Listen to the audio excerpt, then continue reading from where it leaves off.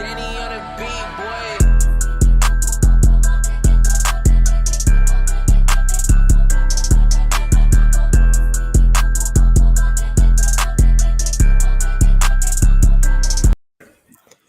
Welcome to another live episode of Halftime Adjustments. It's your host, Steady out there. My man G Witt, Mr. J. Loose. Go on, fellas. Tighten up, baby. Tighten up, man. Here we go. Week 10. Brought another strong defensive front. You thought the Titans would be prepared to play after going against the Pittsburgh Steelers last Thursday night. They faced another tough pass rush coming off that loss 20-16. The offense had 340 yards, but couldn't convert on third down and then had the red zone issues, right? Results after this one. Bucks 20, Titans 6, 0-8 on the road. Last road win is Green Bay. And Jay Lou, you know I got to say it. We tried to tell y'all over the summer, man. Tried to warn you. We call ourselves the show of the people. We tried to give you a pre-references. But Jay Lou, man, I'm gonna pass you the mic first tonight. 3 observations, man, off of this game today after you had the chance to kind of digest some stuff. So I will start off by saying myself next year, I'm going to take training camp with a grain of salt. And I mean that by saying Arden Key was a training camp master, but I'm starting to realize the offensive line was just that terrible. That's why the D line was eating. So that's my one takeaway first. I think Will Levis, man, you don't want to see him go down the road that we've seen some of these Houston Texans quarterbacks go down in the past, where you just knock them silly so much because they're under pressure so much as a rookie. I will say this: his poise and demeanor for coming back, it didn't faze him. But they've got to find a way to fix that to keep him in the games. And then I'm just going to continue to harp on coaching, man. I think Mike Vrabel is a good coach. I think Mike Vrabel is a good coach coaching teams that are already playoff ready, as opposed to developing. And by that, and that goes for the folks around him. Look at some of this young talent that has left the Titans team and gone on to other places that actually performed well. I think about the 2 receivers we saw earlier playing for the Lions. They were here on Vrabel's team and couldn't get on the field because they didn't want to be run blocking wide receivers. So I think if you look at his team, the teams that he took over when we've had this playoff run and all, these were already teams that I think the talent level was there, and you really wasn't having to develop a lot.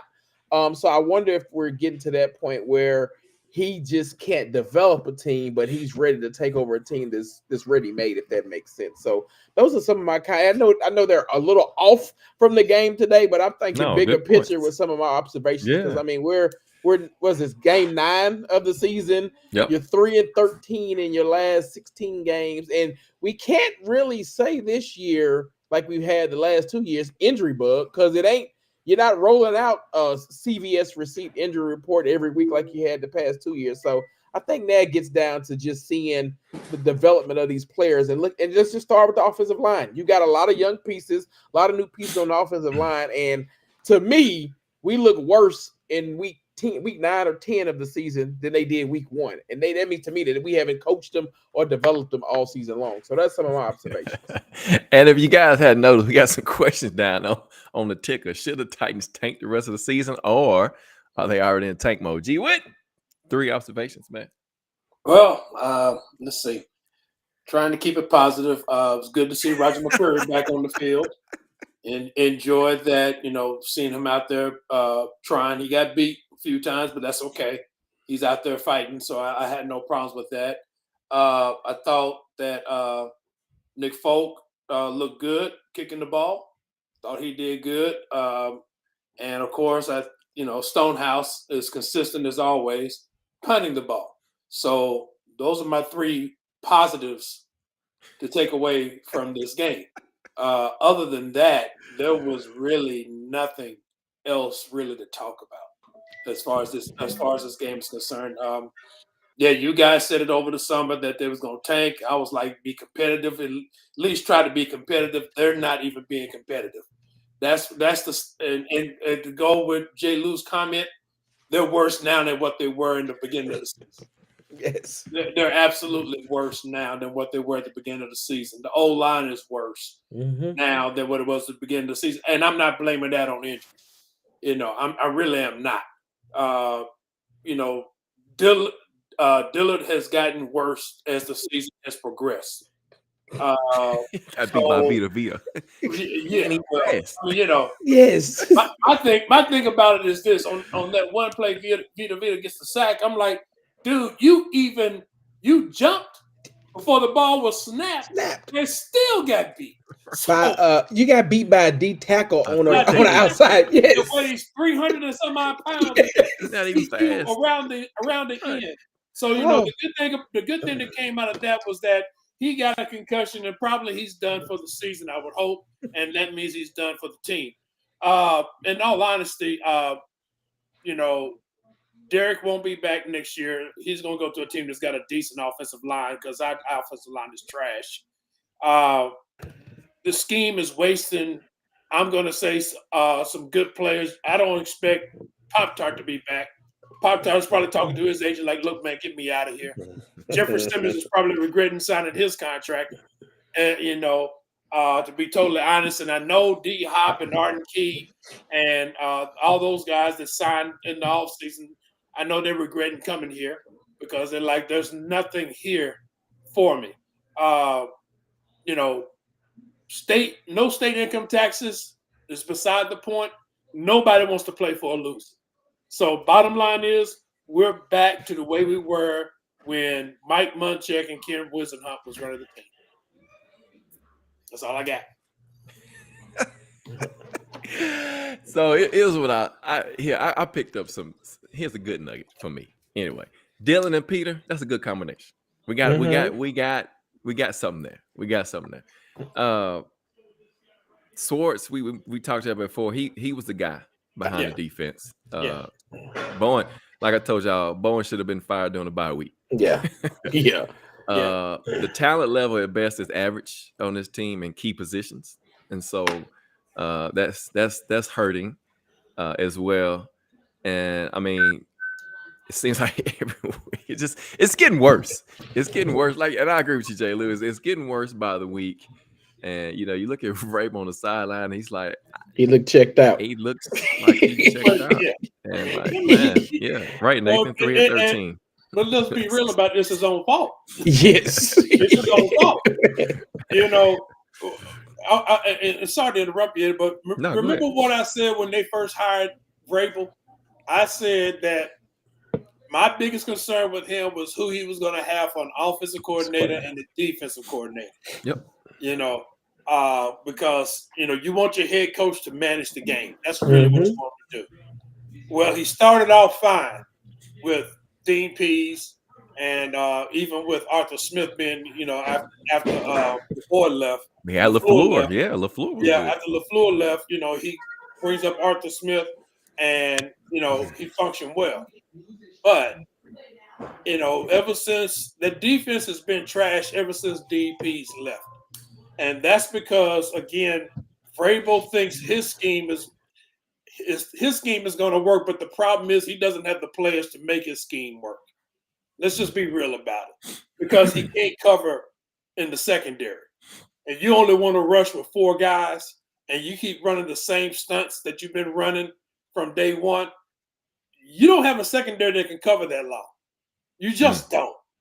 And especially when you got defensive linemen who can't contain a quarterback and allows him to extend plays.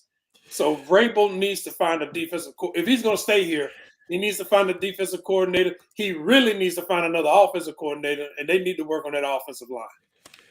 So since you've already brought it up, we'll go to the defense first. Let's talk about that contain, because here's the problem. When you keep running those same stunts, I'm going to wash you down as a tackler. So you don't have no contain, right? And so that's the problem. You keep running those same twist stunts, the tackle in the end, you spread, or you line 3 up on one side, 1 on the other, and they twist back in. Guess what worked today? Like I said last week on the show, a 5-man front. They got the most pressure out of a 5-man front today than they have majority of this season, besides the Falcons game, and they had 6 sacks. right? Today you saw it. Pop-Tart got his first sack of the season off a 5-man front. You saw Danico get a sack.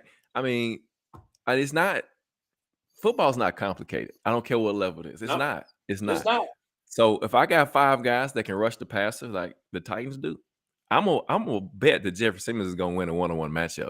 I'm bringing 5 just for that reason, right? And you saw Danico. So yeah, contain you can't contain when you run the same stunts, and now I'm just gonna wash you back in, and Yep. it gets them in trouble every time. But yeah, go ahead, G. Let's talk about the defense. You kind of already mentioned them, but go ahead. What else would you say about the defense today? Well, and again, it goes back to our conversation we had while the game was going on. The blitzing is really, especially when you're coming from the slot. Again, the best blitzer we ever had on this team was really Logan Ryan, because Yeah, Logan he Ryan was could good. fake it, and you wouldn't think he was blitzing. He could come untouched. We don't have anybody that can do that. Molden can't do it. Hooker can't do it. McCreary can't do it. Nobody can run a blitz like that, because every time they run a blitz from the slot, running back just runs right over there and stuffs them, and the quarterback still has plenty of time. Really, right now, I go back to my original statement. Yeah, they need better coaching, but they also need better talent, and they just don't have it. J-Rob screwed us. Let's just be real about it. He screwed us. We got subpar talent on this team, and we're back to, like I said, we're back to the Mike Mularkey, Ken Wisenhunt days, and we just don't have any players, and that's with the exception of a few.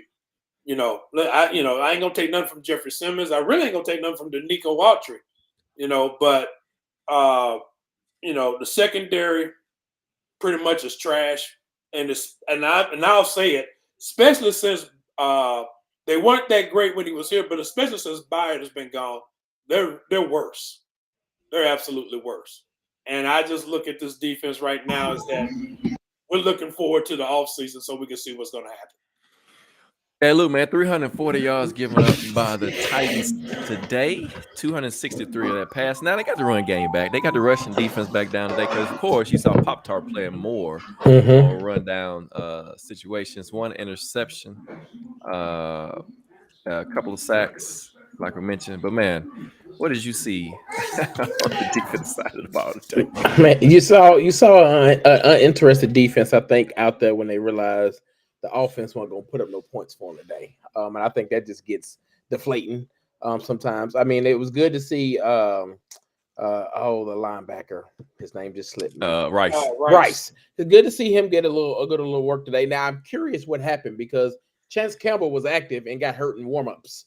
Yes. And they took him down in warm-ups. Yep. So, ruled him out in warm-ups. So, curious to see that him being up anyway and us seeing Rice some more lets you know that they probably realize that they need to get some more speed out there on defense. Again, nothing against Dr. Gibbons. He's just the defense we play. He's just slow. He's just not that fast. Again, cornerbacks are gonna get beat. That happens in this league. I thought he was at least willing to stick his nose up there and tackle, because he made some good tackles and competed in the run game. And that's all we've said about him. I would say out of everybody in that, they usually say they hit that rookie wall the second season, he by far has the only one from that draft class last year that has improved week over week and continue to play some good ball. The D-line, again, like you said, we talked to the thing, 5-man front was eating the D-line. The when we keep stunting and Arden Key is the worst at it. When he stunts, he's coming all the way around to the center. Nobody is out that way and just roll that way. They got pressure on Baker. You knew if there was one thing about Baker Mayfield, he's going to take his shots and throw it down. And he did what you're supposed to do. I mean, Mike Evans is a big body receiver. If G Wood already said it, our cornerbacks are trash.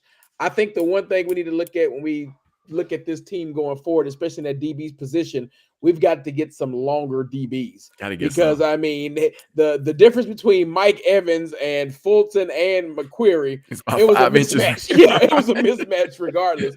I will say I was shocked.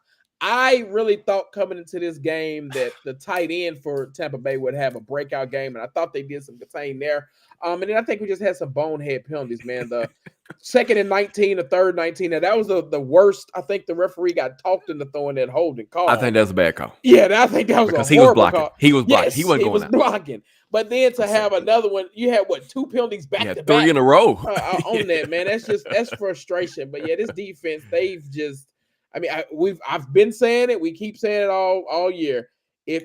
I fully expect Jacksonville to come out next week and run us over because they got blown out today. The Titans are your get right game on both sides of the ball. The Bucks couldn't get off the field on third down. They were fine today. On the flip side, they couldn't stop a third down on defense. They were phenomenal today. So I mean, we're the get right game this week, but that defense, man, we've got to do it.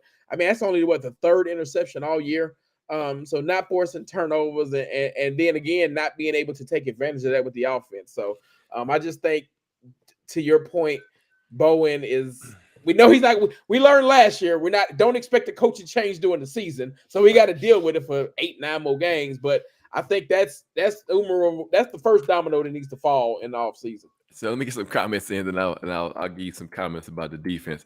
Thank y'all for coming out tonight, man. Nathan, Eddie Gray, Dion, Will, K. Lou in the building. So he says, Eddie Gray says, if we get a new head coach, you have to spend the money to develop players, a coach to develop players. That's correct. He says Saban. Wow, that's an interesting pick. Or he said Belichick. How about that? Dion says when you activate Dane Cruciate, they released Dane, man. Yeah. Yep. Yeah, he got released last week. So can't never do that. made it off the practice squad. Right. Yeah, Eddie, I'm with you, man. He says he don't understand why we don't play press man coverage. I mean, the next gen stats, and I kept saying this during the game when she would ask about one of the things on Mike Evans. The next gen stats that they showed during the game showed that Mike Evans, we were stopping him when he was in man-to-man, and he was eating when they were in zone. Yeah, and so that rolls right into what I was about to say about the defense. So, of course, I already talked about the 5-man front. Like I mentioned again, talked about the same blitz like you mentioned, G, with off the slot, the same thing. And Dion brings it up tonight on the point. Why did we see Jeffrey Simmons in pass coverage? He's your best defensive lineman. Don't get me started. I mean, I understand running his own blitzes, man, but your best guy, your big draws, D tackle. Yeah, right, exactly. that draws all the attention. Double team every play, triple team sometimes. And we had him in coverage. Right. And then Will mentioned it too, man. He said, why was another grown man giving another grown man a piggyback right in? So he told Mike Evans. He's just too big. He's just too big. Yeah. Poor tackling again today. And that leaky zone coverage is just, if you just gonna rush for, man, why not get in their face? I mean, it's just, again, I say football is not complicated. It's really not. It's really not. If you got a good scheme, you can't hide all the deficiencies, but you can kind of help a system to be just a little bit better. I'm not saying they'll be the best, but call it defense is what it is. Yeah, exactly. He can't. And so it's just, 340 yards of offense for the Bucs today, 263 passing, 77 yards rushing, 3 sacks, 1 turnover, 7 for 15 on third down. So yeah, Dion, they released the tight end. Killer, man. So let's flip over to the offense and J. Lou. Let's talk about on that one. I mean, I said it during the game. The first 15 script was great until we got in the red zone, and then we're allergic to the end zone this year, apparently. But and then when the offensive line, yeah, we said it can't get worse, and I've seen worse now. I mean, I'm almost wanting Dillard. I'm not Dillard. Daly back. I mean, who's worse between him or Dillard? Because Dillard is probably just as worse. I mean, it looks like Yeah, he's get a New Jersey number. He's almost giving up more sacks. He has. That's what I thought. So that's just. It's this offense. And again, before we're quick to try to run Tim Kelly out of town, I feel like he's due a shot with an average NFL offensive line. Yes. I think that's 100%. All he needs is that. I mean, if we did the same thing with Bowen and gave him a one off season to try to change over the good, and they made some changes on the defensive staff, Tim Kelly at least deserves it because there were some plays in the game that you can see he's creative in. I thought the double screen, the double fake screen to Wiley was a great, it was a great play call. So again, I think just now this is where I say Tim Kelly, this is where I think you would see a veteran offensive coordinator be able to change. After the third drive, you realize, okay, they're blitzing every single play. I mean, switch it up. Like, I don't understand. I heard Kevin Dyson them talking about it when I was out after the game. Kevin Dyson, a former receiver and player for the Titan, his main gripe with the offense is there's no short game. Like, if they're blitzing so much, throw a short, like the 4 wide and 5 wide will work with a short game. And let's just be honest, knock on wood, because I don't want to jinx him. This is the third game in a row that the man who was dropping all the punts, we just let him do his job. He got hired for wide receiver, has actually played well. He's your route runner to take some of those, to take that pressure off. D-Hop, we talked about slants. We're not running enough slants. That's how you beat the pressure. I think and again, that's why I say a veteran play caller, we're not adjusting. I think our offensive coordinator is stubborn, just like the head coach. So if I got verticals and deep drags in the playbook, that's all we running anyway. I don't care if they bring in 9, 10, 11. That's all I'm going to keep running. And that's the problem when you got an offensive line that couldn't stop anybody out there. So, I mean, and then the second thing, for those fans who let the fandom get in the way, if you was a true Derrick Henry fan, you'd be mad that he didn't get traded. Because instead of him getting 11 traded carries, and you try to get pieces for him, you want this man to stay here and run behind this offensive line where I saw it, he had 11 carries, at least 5 of them he got hit in the backfield before he even got to run. So, yep. I mean, that's just he got hit when the ball was handed to him. Yes, I mean, that just it was the amount of pressure they were generating and just not being as an NFL team. And there's some bad offensive lines around the league. I mean, just take a look. But I mean, even they can generate at least a drive or two. We can't generate a drive that literally, and I don't even count the garbage town drive because that's when they just started going into prevent defense and we still couldn't move nothing else. So the offense, man, I think we just got to, again, play call, and we've got to learn to it. We've got to adjust to the weakness of our team. And I don't think we know how to adjust our playbook to cover those deficiencies. And therein lies the problem. Therein lies the problem. Now, you guys have been talking about coaching for the longest. Therein lies the problem. Good offensive coordinators and good defensive coordinators adjust to who they have. That's right. Yeah. They do adjust to who they have. Been saying it forever. I go back and look at Dean Pease. Dean Pease adjusted to who he had. Yes. And made that defense work. Mm-hmm. Vrabel's so stubborn and Bowen are so stubborn in running their scheme.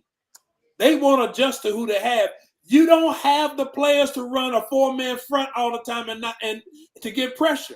Nope. With your same stunts you've been running for 3 years. You ain't fooling nobody. That's what I'm saying, man. It's so the obvious. Same thing. It's the same. You want to give Tim Kelly another shot.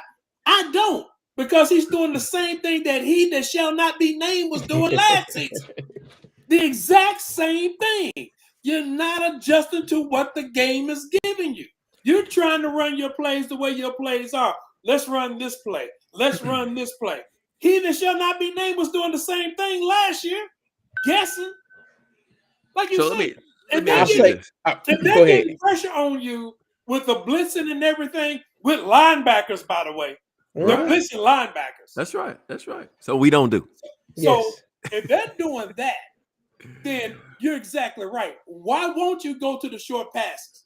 Why won't you go to the quick release? Even if you got him in shotgun, get the ball out quick, because that slows that pass rush down. No, we're going to run our offensive play because this is what we have.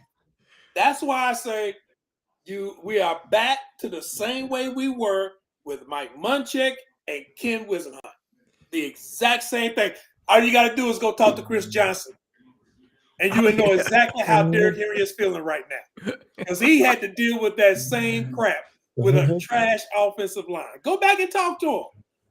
Oh, I'm sure he'll say the same thing. He'll say the same thing.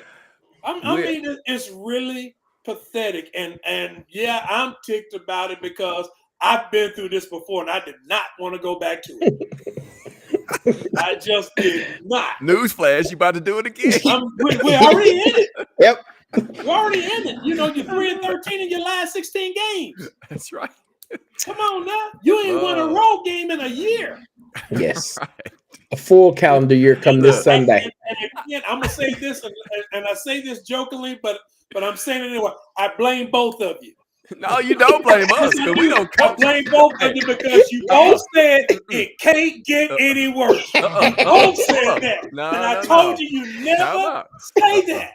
Did I not? I know for a fact you can't blame us because we wouldn't coach like that. I sure would. I know that because for a fact, sir. So you said both of you said it can't get any worse. Now, like you never say that. You never say that. So here's the both gangsters. I'm telling you. So here's the thing. 2 years in a row, you got an offensive coordinator not calling the game of making adjustments. So now you got to look at the head coach, man. That's it. That's what I was going to say. I'm not disagreeing with you on any of it. I'm just saying both of you said it can't get any worse, and it has gotten worse. Hey. I told you not to say that. No, I'm going to say it because I know. No. I go back and say again. No. I would never coach that way. See, coach to lose? You're thinking logically. This team is not dealing in logic right now. Guess what? Football is not hard. I go back to what you said. It couldn't get any worse. It's gotten worse. Football's not hard. That's all I'm saying. You jinxed us because I told you then. You never said can't get any worse. I always go back to the Detroit Lions. They went 1-15. Oh, it can't get any worse. Yes, it did. They went 0-16 the next year. It can always get worse. They should have put Tannehill in the game today. Let they get beat up because they're gonna get Will Levis. They get Will Levis killed. They're going to get him killed. Brian. If Will Levis go through what they did to Marcus Mariota that year against the Ravens, where he got sacked 11 times, then you know you need to get rid of this head coach because you never let your quarterback take that many hits. Yeah, so let's go get some of these confidence. So Eddie Gray was saying, that's if the line can't block spread, the defense out, make them think. I agree with you, man. You go no huddle, you do something to change it up. You go no huddle, you keep the defense on the field to where they can't sub. You get those guys tired. You got to do something to give your team an advantage. You got no bubble screens at all. Nothing. You got to move the pocket. Didn't even try bubble screen. You didn't even. You got to move the pocket. Didn't bootleg. Didn't do nothing. He tried to bootleg. He tripped over. And take it.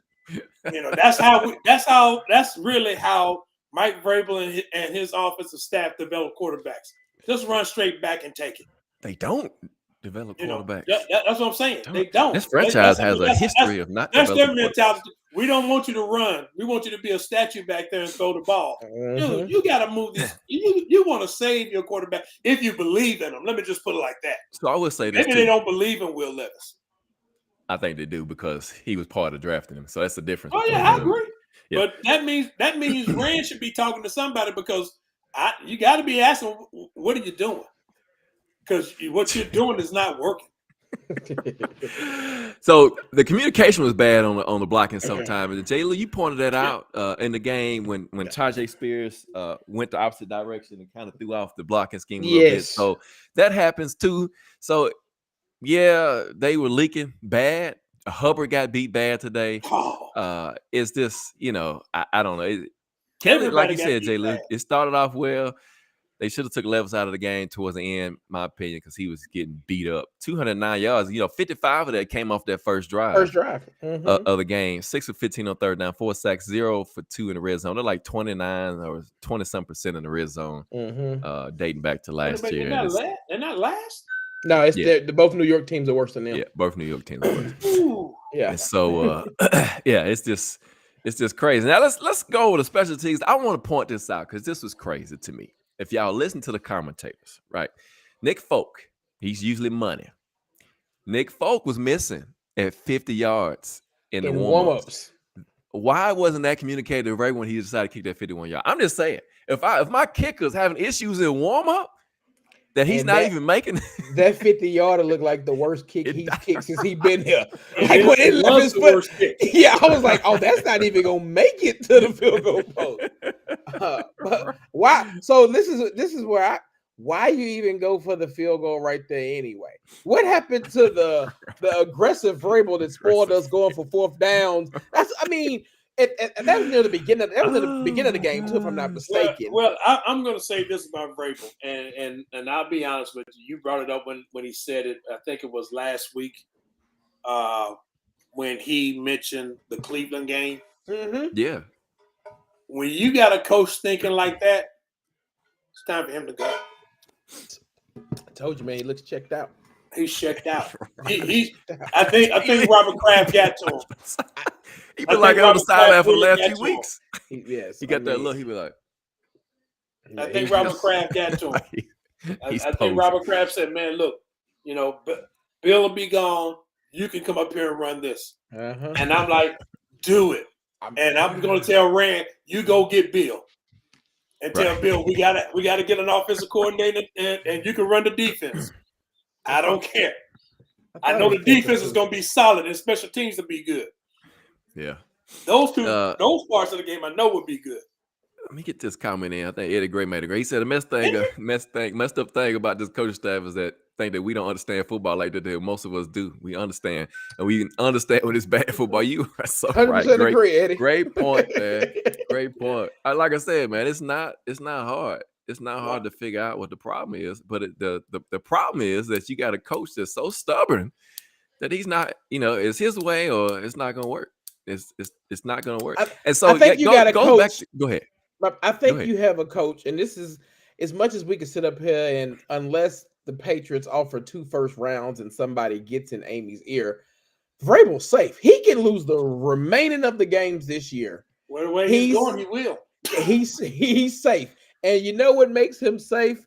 In the offseason or at the end of the season last year, she gave him more power and got rid of the GM. That buys him. And I think he's coaching like somebody that knows they have job security.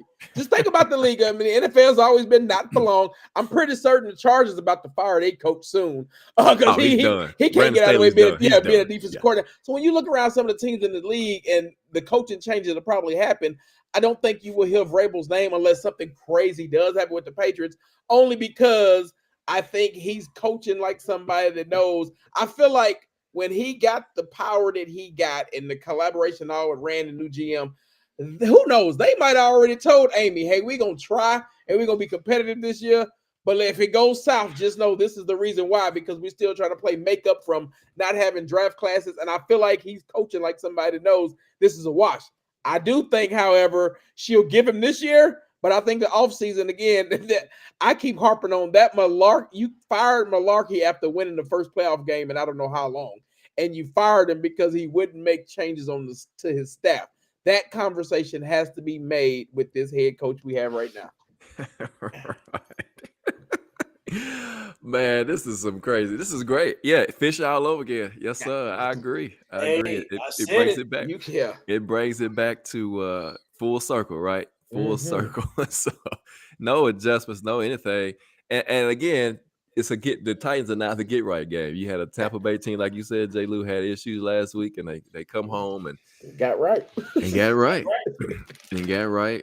That's the name of the same. I'm telling you, it's the same thing with that happened with Munchak and Kid Wizardhunt. The Titans were the get right game of the league. You come play. It didn't matter whether you was playing them on the road or you playing them in our building. You were gonna get right when you came here. Mm-hmm. And your rookie quarterback is gonna have a great game. Think about it. Cincinnati got beat in our building, and they finally lost today. So, talking about that, so look at the AFC South standings there today. Jags are 6-3. Of course, they got whooped today by the 49ers. So they're gonna be hungry. They're gonna be hungry, right? And to them now, they the king of the division. Everybody's coming out to us. This is us. This is ours to lose. And of course, you got a Titans team coming in now the way they playing. Texans 5-4. They beat the Bengals today. Even the Colts won today. 3-team race in the AFC South. So, Eddie, I agree. Malik is getting the VY treatment because he's not part of the regime. Well, Malik need to count himself lucky, and then really he needs to be looking somewhere else. And I'm hoping he is. If he got a good agent, if he got a good agent. So tell him I can play a different position. He's not a quarterback, but he can play a different position. Man. Yeah. I agree with you, Dion. It's the same culture we've been having for the last 20 years. It's crazy, man. It's crazy stuff. So the Jags on the road. Got me penny. Smash my phone. Hey. Kendrick, man, thanks for joining us. Like I said, where would the O-line come from in the offseason? Who's the GM's desired coach? It can't be Vrabel. That's a good question about the coach. Yep. There are some names out there, free agency that we'll see if they pull the trigger on them. But I think you draft, man. I think you go young and build through the draft. They got 8 picks right now, and we never know what'll happen in the offseason with Vrabel and whoever else they might trade. But I believe that Rand is going to make some changes for the better of the teams. It's got to be patient because it's not going to be a quick process. That's it, man. You got to be patient. You got to let this new personnel team over there in the front office do their job. We got, we have an analytics department that we ain't never had. And again, look at the 6 picks they had, the draft picks they had. Most of the draft picks this past draft, they've been playing some real good ball. So you're hoping that's how you do. You build through the draft. So if he can get the first one to be decent, you hope that his next class can be good. I mean, right now you're looking at the 8th pick in the draft. You got to go offensive lineman and hope that you can hit again like you have on Peter. Because I think Skoronski has been a great. He's at least stable. He's solid. So that's a good first rounder. You got to go get you at least one more. You have about 10 times more money this coming up summer than you did last summer to go get some pieces that are not just stopgap pieces. Because I think you need to get at least another 1 or 2 on the offensive line. And then we talked about a couple shows ago, DB and offensive line is what you need to build priority. And then that's a priority first. And then the second priority is finding a way to mix speed in that linebacker position on the team. And I think you'll be, again, I hear you, G Wit. It's rough. 3-13 over the last 16. It looks terrible this year. But I think you're set up a little different than those if you hit on if the GM can hit on what he's got. And right now we have nothing to go off. Rand, this would be his. I don't even count this last offseason because that's a wash. I mean, you didn't really have nothing to play with. This is his first full offseason to be able to see something. So you just got to hope that whatever that culture that the 49ers had, he brings that over here with him and can build a contender. Because you just called it out in the standings. Looking around, this AFC South is not the AFC South that we have known. Nope. I think you got 3 real good. I mean, you got to remember the Colts are doing this with Gardner Minshew. You got Houston doing it with a rookie quarterback. And a first-year coach, too. First-year coach. Yeah. Houston doing it with a first-year coach and a rookie quarterback in a team that really ain't even figured out how good they are. And then the Jags, I mean, they got beat today, but the Jags are still the Kings. So you've got to find a way quickly to become competitive in this division. Well, I'm going to say this. And speaking about the GM, the one thing he needs to do, especially in this offseason, and I'm just going to say in free agency, he's going to go out and try to find, I'm just going to say, good players. He's got the money to do it. You got to go out and find you a center. You got to go out and find you a left tackle. You got to go out and find the whole offensive line. You got to go out and find. You got some people. Skoronski is going to be good, I think, but you have got to find a center. You have got to find a left tackle, and you really and again, I think Dylan Raiders could play right guard and be or right tackle and be sufficient at that. Mm-hmm. But you're going to go out and find some pieces in free agency that's going to tide you over while you draft some pieces as well. Because really right now, you have nothing. You got to go out and find you another running back because Derrick Henry is not coming back to this team. And, he got paid, he's getting his money, but he's not coming back. I wouldn't come back with this joke of an offense that we're running. And then, like you said, you got to go out and find some DBs that can actually cover, that can actually – and some linebackers with some speed.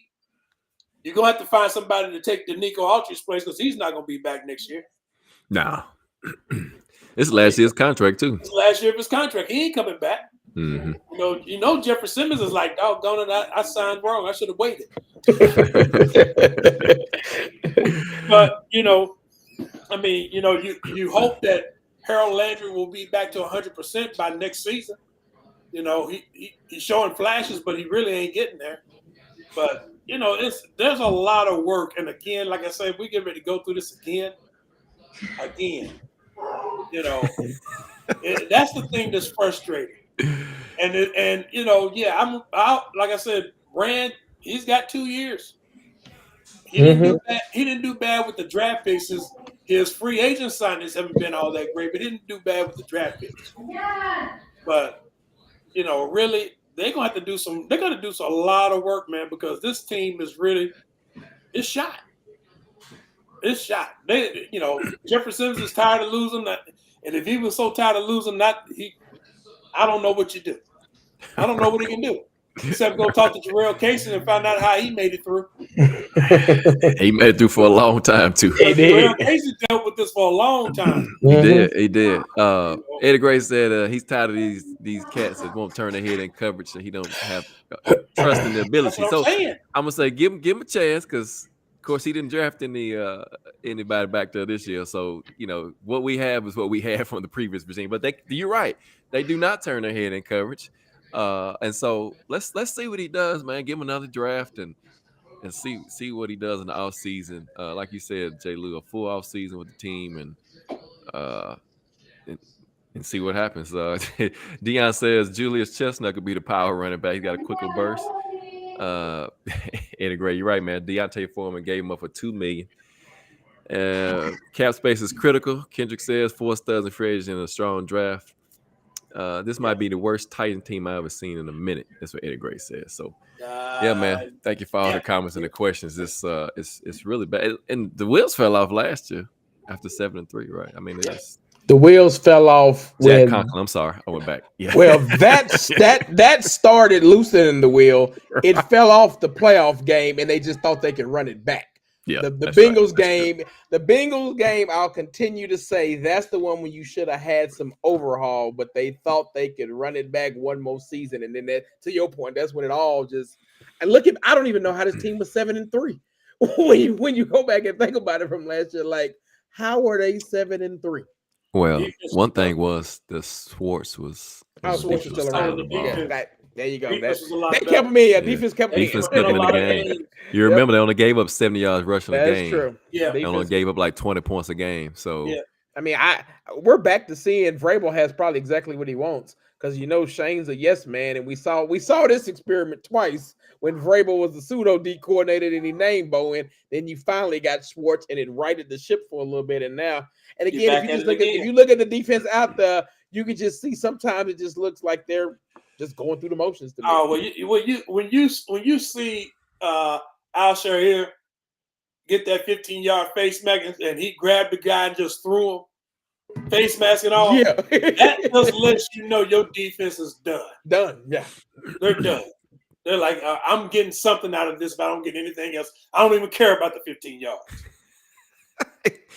I say he wanted Samoan on his defense next year. Yeah. Oh man. But yeah, this is shades of Munchak and Wisenhunt, man, and I'm like, it's downright sickening. Titans on the road this week coming up against the Jaguars. AFC South battle. I hadn't seen it yet. Kendrick says Burks going to make it. Still need a number one. Burks might be finished, man. Burks might retire, man.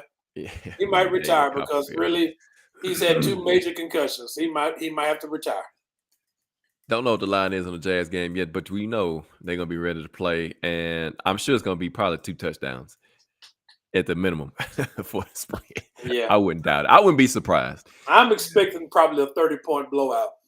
Whoo, smoking, man. I'm telling you. We'll see what happens. Look, they can't put like this. They struggled getting to sunshine last year. Oh yeah. And they not gonna get to him with that 4-man rush they got. They're not gonna get to him this year at all. No, they better pull out all stops. Sunshine's gonna have a field day because he's got more receivers now, and if they don't get blown out by 30, I'd be shocked. We shall see what happens. The point spread is 6. That's what I thought. It's only 6. Yeah, they don't give big point spreads in NFL really. 14's a huge point spread. Yeah, that's huge. Vegas won't let that happen. Yeah. Dion says Burks will never be a number one. He's a bust. It's time to move on. Eddie Gray says at least Munchak. With Munchak, we were 8-8. This team fell off the cliff fast. You expect us to blow out? No. He was Dion. He was saying the Jags are going to blow us out next week. No, We ain't gonna beat the Jags, man. Much as I want them, Darius dreaming, man. Hold on. Let's go back to what he just said a minute ago. That we said it can never get any worse. It can't get any worse. He said, "Don't ever say never, G Wick." Yeah. Don't ever say never. That's why you got to line up and play. We might be on here next week talking about him winning and be like, "How did that happen?" Right. We might say, "How did that happen?" Now we know that they probably won't, but don't ever say never. Yeah. Just like you said earlier. You just said earlier. You said y'all should never said it was couldn't get any worse. You never say it can't get any worse. You never say never that somebody can't get beat. You can't. You can't say it can't get any worse because it always will. And you can't say you can't beat nobody. You just never know what'll happen. Everybody got I'm not saying, but I'm just saying I don't see it. Okay. I'll be honest with you. I don't see it. Let's see. Yeah, Dion said Jags are our get right game. That's right, Will. They only gave up 20 points and still got beat. That's 2 weeks in a row. You only give up 20 points and you still get beat. That sounds just like the which team was that? We could score no points and we only gave up like Titans last year. Yeah, that's right. Yeah, I'm with you, Nathan. I don't see it getting right either, but Dobbs, Foreman, Reynolds, Raymond. It's funny. It's funny. The players that left, and not to mention the coaches that left and how they're doing. Now, Arthur Smith is struggling in Atlanta, of course. Oh, yeah, he's about to be fired. LaFleur is probably gonna give him another season because he lost Aaron Rodgers. Yeah, he's got another season to go. But Swartz, think about Swartz, what he did. Pease, when he left, he had a pretty decent turnaround in Atlanta. Not like he did here. But, it's like the coaches that left, they wanted to get out of here because they probably were getting suppressed by Vrabel. And, it's my those coaches that left are alphas. That's right. And Vrabel probably don't want alphas on his staff. And then them players that he named, about Dobbs, Foreman, Reynolds, Raymond, it goes back to what I said earlier. Vrabel to me is set up to be a coach who can take a team full of some vets that are ready made to go in and be successful. He can't develop. Reynolds and Raymond a prime example of that. Once Arthur left them after that Baltimore playoff game, their careers went down here because we wanted them to do something different. So you remember Khalif Raymond was our deep threat. Deep threat. And he is balling in that Detroit offense. Just say it, man. Josh Reynolds wanted to get out of here. Was it game 4? Like he was done. He was done. He was gone. He wanted him to be a blocking wide receiver because he didn't block well enough. Oh man, XFL coach. Let's see what Eddie Gray said. The King is going home. He's finna run for 2 bills. That's a great way to think about it. But we'll see. Because what I saw today, he was getting hit the backfield. What I saw today, he had more negative yards than positives. Not with that offensive line. He got, what do you have? 6 carries, 0 yards at one point in the one point in the game, yeah. He was 5 for negative. So here's an ugly stat. Y'all ready for an ugly stat? Yes. The King had 1,900 scrimmage yards last year, where the offensive line was just about the same level as this one. And I'll end the show on that one. Thank y'all for joining us for another episode of Halftime with Justice, man. Join us next week, man. Next Sunday we'll be back. Oh, we'll put out the time of the show for next Sunday. But hey, man, we thank you for all the comments, the questions, the support of the show, man. Check us out next week. And CG says Bray was too full of himself. Scheme is crap. Get right game. Hey, thank y'all, man, for supporting the show. Check us out next week. Look out for the information, and we'll get it out to you, man. Halftime adjustment, man. We're out of here. Peace.